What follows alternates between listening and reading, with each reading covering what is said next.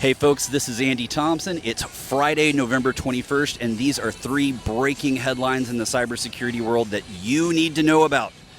Okay, our first story today is all about China, aka APT24. They've been caught red-handed in a super sneaky espionage campaign. For almost 3 years, they've been using this malware called BadAudio, and it's recently been discovered. It's basically a backdoor that lets hackers get into a network and stay there undetected. Now, Google's threat intelligence group found out that these guys started off with a pretty broad campaign, compromising random websites. But over time, they got more targeted, specifically targeting organizations in Taiwan, leveraging supply chain attacks, phishing, the whole 9 yards. So get this one.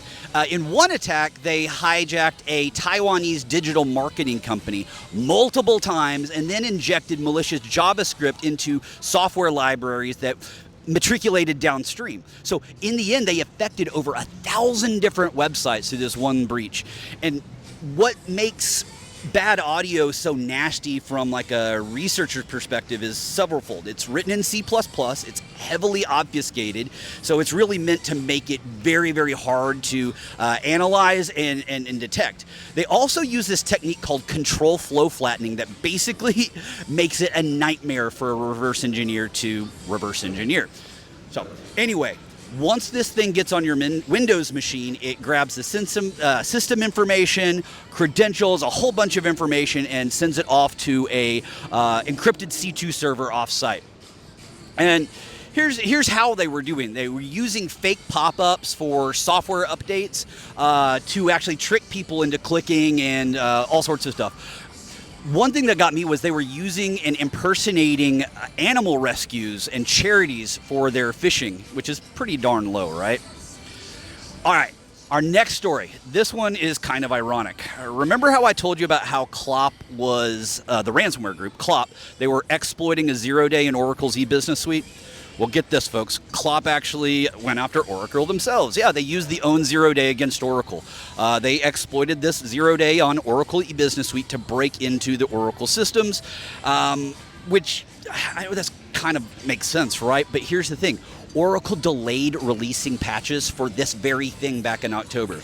And boom, they got hit by their own vulnerability. You can't make this stuff up, folks.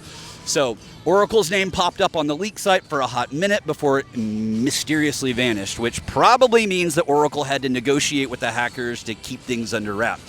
Talk about embarrassing, right? So bottom line here is if you're using eBusiness Suite, seriously go patch your stuff right now, okay?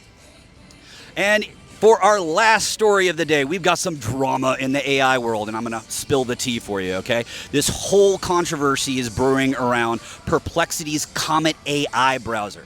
So basically, this security company called SquareX is claiming that they found a vulnerability in Perplexity's Comet browser, and they're claiming this is a serious one. They're saying that there's a hidden API that could potentially let hackers take over your entire computer. That's terrible, right? But here's what they found. Comet has this Model Context Protocol API and 2 extensions running in the background called Analytics and Agentic. Now, SquareX is saying that if a hacker could compromise one of Perplexity's domains or mess with that Agentic extension, they could use this API to run commands on your computer without you even knowing about it. We're talking about, code execution, ransomware, spyware, the whole 9 yards, right? They even did this POC demo, what they're calling extension stomping, where they showed how a malicious extension could pretend to be Comet's real extension and then secretly install malware. That sounds really scary, right? Okay, so here's where it gets interesting.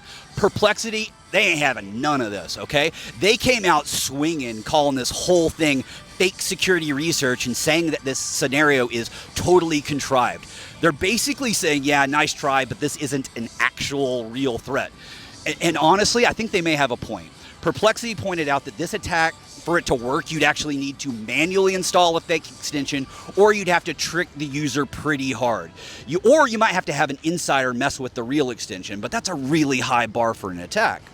Plus, Perplexity says Comet always asks for your permission before running any system commands or installing stuff, which completely contradicts what SquareX was claiming.